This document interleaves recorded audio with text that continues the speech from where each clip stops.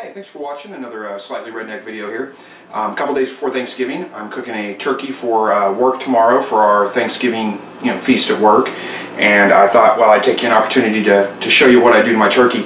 The biggest thing that I do that makes my turkey so good, everybody enjoys it and everybody loves them, is I brine them for about 10 hours before I cook them. So I'm going to show you a super easy way to brine a turkey, and that's what this video is primarily about. The key to this, of course I've got my brine. I've got 2 gallons of brine, 1 gallon here, 1 gallon here. And the brine, the basic brine recipe is pretty easy. It's 3/4 cup of salt, non-iodized, like use kosher salt, canning salt. Those are probably the 2 most common. 3/4 cup of that to 1 gallon of water. Now this one I'm using a brown sugar brine. I'm honestly not convinced that the extra spices in the brine do anything. I think pretty much the salt is really all you need, but I'm going to throw it in there anyway. So I've got all my spices mixed into this one jug, and it's got, in addition to the salt, it's got about 1/4 cup of brown sugar, packed brown sugar. It's got 1/4 cup of Worcestershire sauce, and it's got about 4 teaspoons, probably 4 tablespoons of peppercorns in there. So the other thing you're going to need is a roasting pan that you can fit in your refrigerator and the turkey will fit into. This is going to make it much easier to brine. Most recipes I see with brine call for putting it in a bucket or a cooler, adding your brine to that, and then trying to weigh the turkey down. So my method does not require you to weigh the turkey down. It takes up much less room and you can store it right in your refrigerator. So much easier to use. So I'm going to use these oven bags made for turkeys. So the first thing I'm going to do is take both of them out.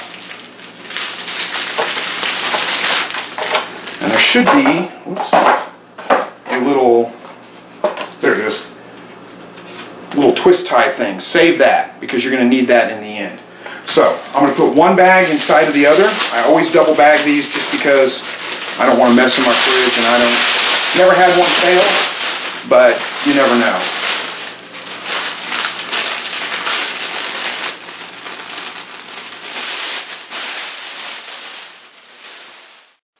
Okay, got one bag inside the other.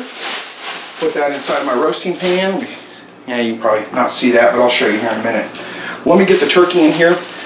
Because it's going to be a little bit of a chore. You probably don't need to watch all that, but basically what I'm going to do is put the turkey inside the bags, breast side down.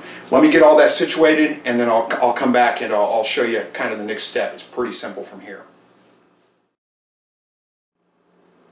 Okay, you can see I've got my turkey in the bags now. It's breast side down. It's thawed. I've removed the giblets.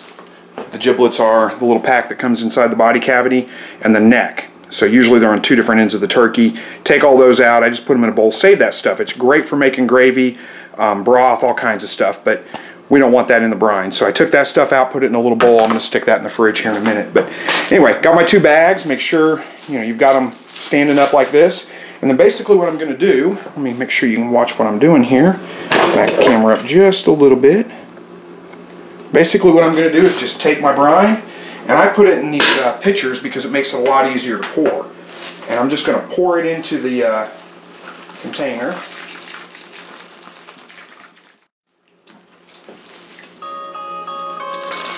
I don't know why I always get a text message or a phone call whenever I'm making a video, but always happens that way. So I've got 1 package of my brine in there. Let me get rid of this phone call here. And let me get the, I may not need a whole 2 gallons. Basically what I'm trying to do is to get this to where when I squeeze the air out of it, the bird is covered with brine. And it's pretty close to that now, so I may not even need that other gallon. I am going to add a little bit more of it just to make sure that I have enough brine to cover everything. And you can probably tell, if you can't already, how this is going to work. This is just pure salt water I'm adding now.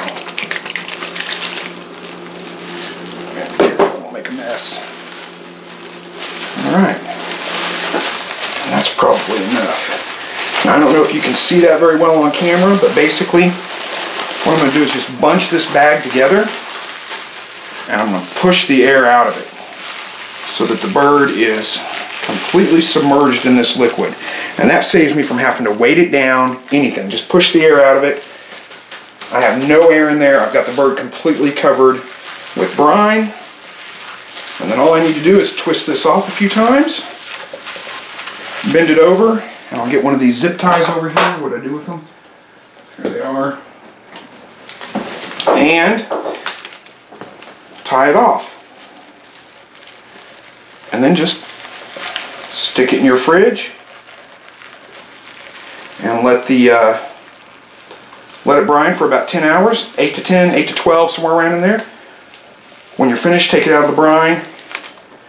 I'll tie that on here in a minute. Take it out of the brine, rinse it off, and you're ready to roast. And that's all there is to brining a turkey. Super easy. This makes it fit in your fridge. So thanks again for watching. Please leave some comments. Hit me up on Facebook. And let me know if you've got any secret recipes that you use to make a great turkey. Thanks.